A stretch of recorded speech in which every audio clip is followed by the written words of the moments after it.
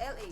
Yeah. So, napunta lang siya sa Philippines ng 1923. So, kalat talaga siya kahit sa ang barangay or kahit sa ang city dito sa Pilipinas.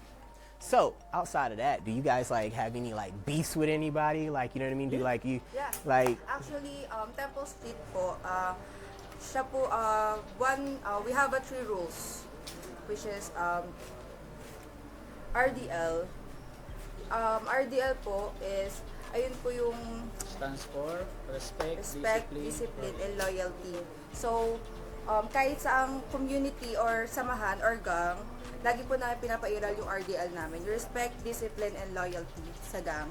So, if i-compare siya dati sa gang, sobrang laki po ng kinaibahan dahil more on yung gang is, ngayon is more on community service, pagtulong, and peace na talaga.